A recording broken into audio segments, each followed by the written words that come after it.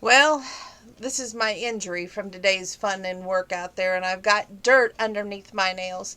I don't go and get my nails done. It's a rare event for me to go to the beauty shop, but that's a little side bitter note. Anyway, um, I'm allowed those every once in a while, right? Okay.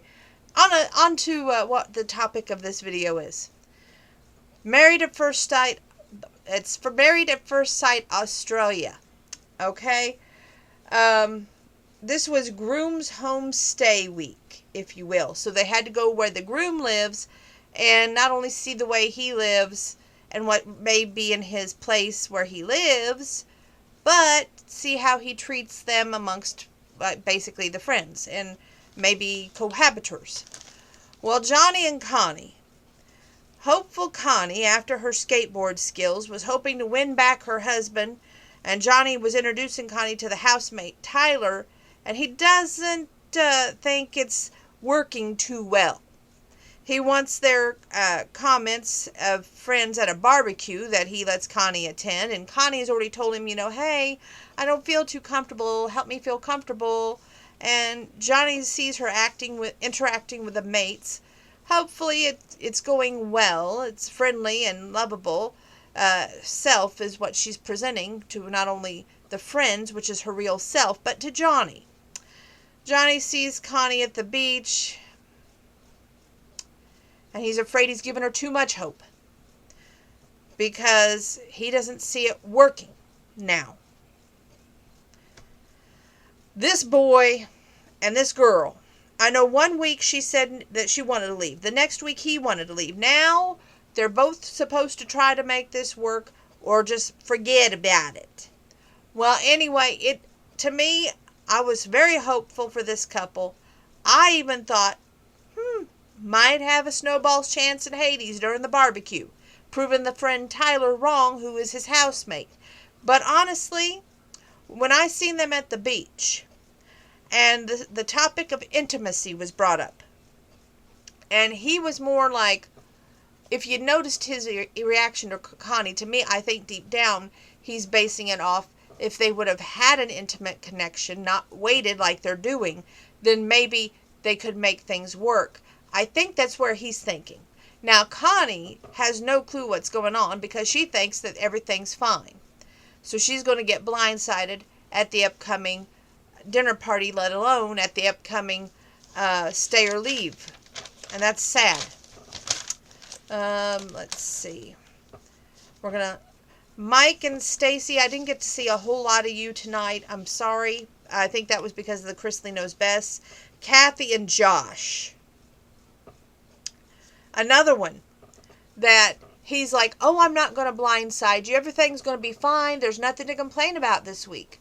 Well, his mom brings up how it was during her visit, and it wasn't peachy keen then, and she had ignored Josh for 3 days. She didn't like that her son was ignored, and she just kept bringing up the past. And instead of Josh being the adult and going, okay, that was then, this is now, he lets that happen, and Kathy feels so isolated and alone, like she has nobody really caring about how her feelings are, only caring about his feelings because it's his family.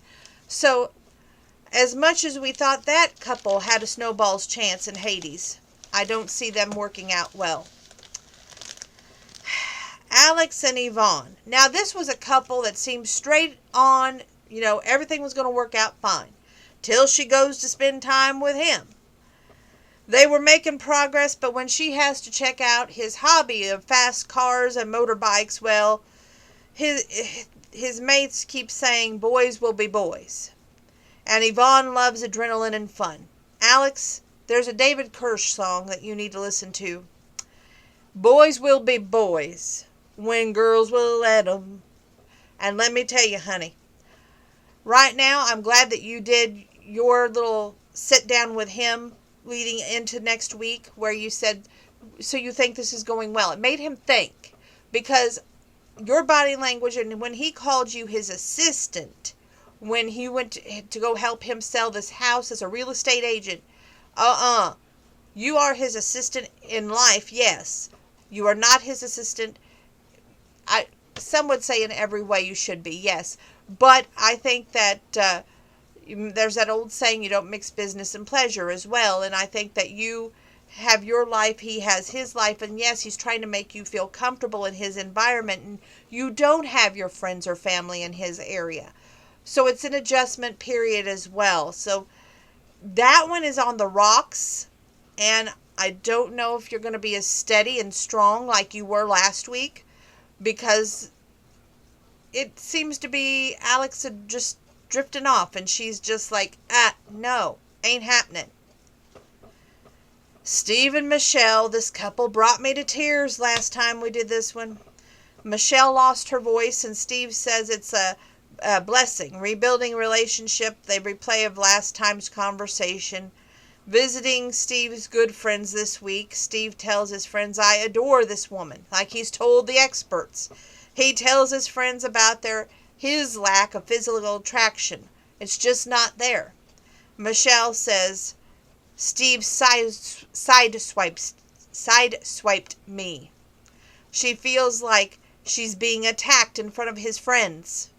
Steve says, if I'm wrong, tell me. And Michelle wants to go.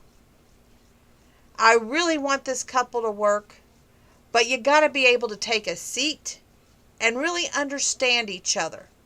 Everybody's got a past, but you've got to make a decision. Do you accept their baggage and their past and be like, you don't want to be a part of it, you want to be a part of their present and their future. Really put forth the effort and the work in order to make a relationship work. And these two have what it takes to make it work. That's the sad part. And I would love to see this couple work. But right now, again, I think they're doomed. Casey and Drew. Wild young couple. They're in bed together already. They seem happy. Till Casey takes over while she sends him out to go get coffee. She starts getting rid of his stuff. From toys, hats, ties, watches, stuff that she doesn't approve of without even asking him. And when he comes back, he's like, oh, whoa, that's just not cool. You just don't do that stuff. Anytime that you're a guest in someone else's house until the relationship is on solid ground, you don't start taking over and being like, no, ain't working with me. You let them explain why this thing is important to them. Then you have a discussion on how it affects your relationship. But that's not immediate. It takes time. I think my old age is catching up to me because, I can see now so many things that you don't rush. It takes time to get to know someone, what makes them happy, what makes them sad, what are their hot spots. One thing I love about the Married at First Sight in the USA that they're doing right now is they're having a sit down with their parents. So they're getting to know a little bit more about them before they go on the honeymoon. And I hope that really helps the couples here in the USA. But maybe that's what they needed over there in Australia to help these couples grow and learn as well. Because as a couple, you're never exactly perfect. You're always growing, and hopefully together as one. You're always learning a little bit more about each other. And sometimes that hot-headed temper's got to take a back seat. Sometimes that jealousy, that pointing fingers, placing blame, and being accusing, thinking about how everything is your fault and how everything is like you're not what they wanted. You know what? You got to take a back seat. You can't be your own worst enemy. Liz and Seb, it was adorable how he took her ice skating and he was like, this is going to be us in the future. She was on like a little walker thing. He was walking behind her. Very romantic moments they shared. Yvonne and Alex just gets treated like assistant at the house that Alex is just completely bored. You can see it within her body language, the way it was just not going well. I just don't, and they showed a little bit of the Casey and Drew having their outs about the toys and stuff, but honestly, I don't see many couples on the Married Australia thing coming forward unless these experts can get involved, sit them down and say, look, life isn't perfect. You can try and plan your life. You can say, this is how it's going to go. But sometimes life doesn't go as planned. And that can be the best thing of all, that you can get thrown these curveballs, but you have to learn from the curve that was sent your way. And I think it's easy to walk away and just throw in the towel when you don't want to do the work. But it's harder to stay in there and be like, okay, we made this commitment in front of our friends, our family, and God. And, I don't want to rot in hell. I don't want to burn from, letting this marriage and the relationship go into a handbag. Help me see your point of view. And I think Steve was trying that with Michelle, but Michelle couldn't talk and she didn't feel well and she felt alienated.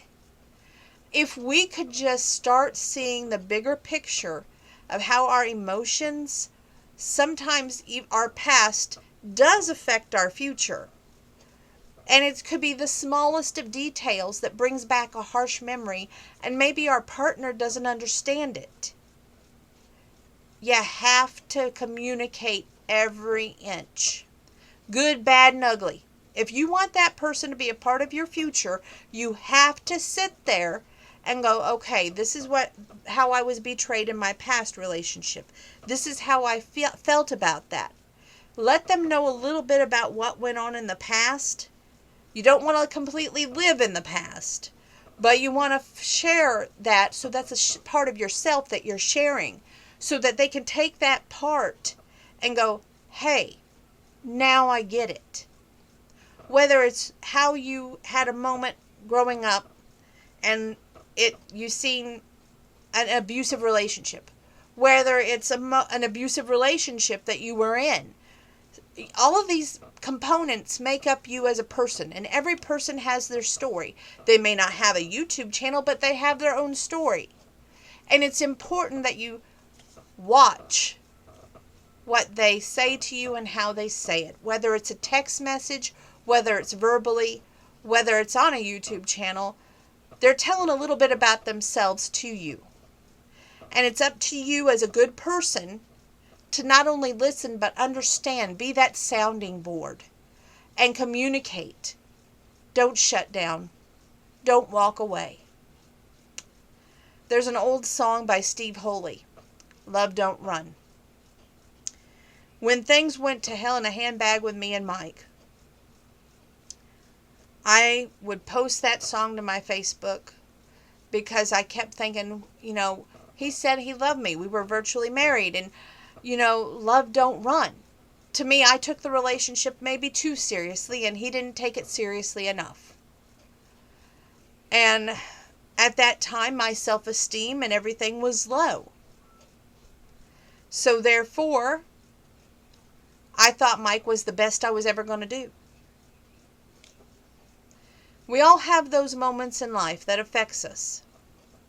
We all have those moments in life that we were like, man, you know what? If a second chance ever came my way, I'd take both hands and run with it.